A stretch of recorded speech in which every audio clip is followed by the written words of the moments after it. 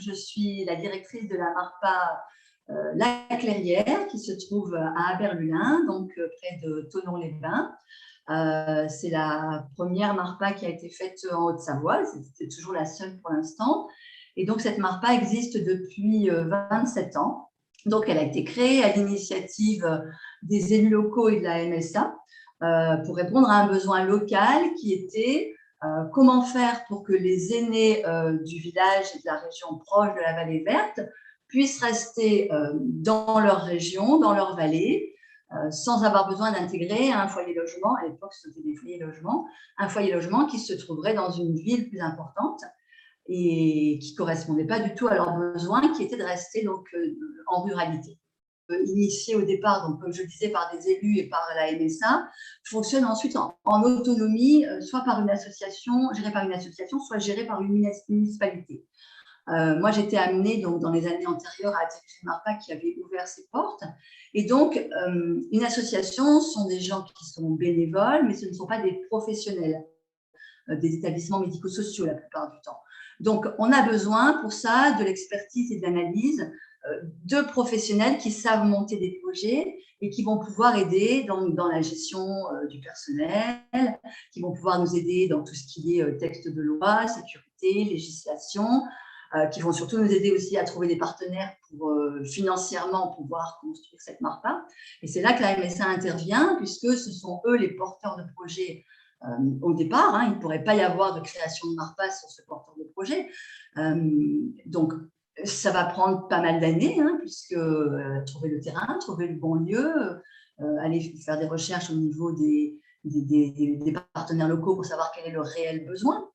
Et puis ensuite, accompagner l'association jusqu'à ce qu'elle puisse après voler de ses propres ailes, mais accompagner l'association dans toute la démarche de création, de construction du bâtiment, de recherche d'un bailleur social.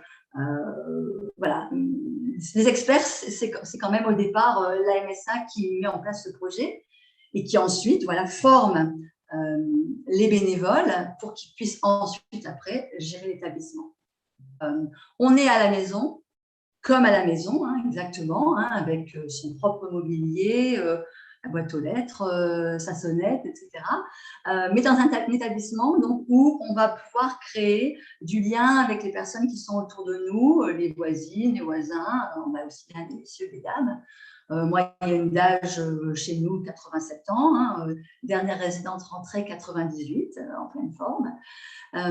Et si elle est entrée dans la MARPA, justement, cette dame, c'est parce qu'elle ne voulait plus vivre seule chez elle, elle voulait être en sécurité et elle voulait surtout que ses enfants ne soient pas préoccupés par sa sécurité. Voilà.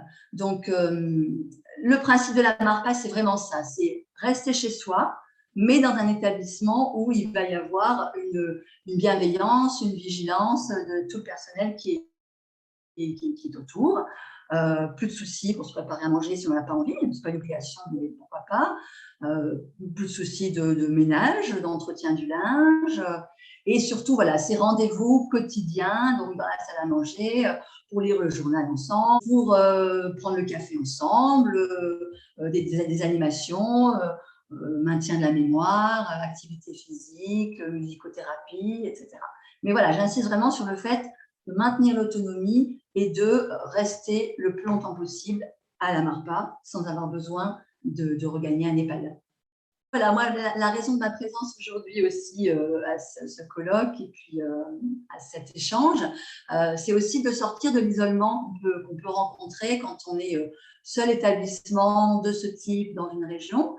Donc, moi, je suis vraiment à la recherche de partenaires au niveau des collectivités ou des établissements des environs pour partager nos expériences, pour partager éventuellement les formations qu'on peut proposer à nos salariés, pour proposer des animations différentes, des échanges intergénérationnels, je ne parle pas uniquement de personnes âgées. Voilà, donc partager nos expériences pour se sentir chacun moins isolé dans nos établissements respectifs.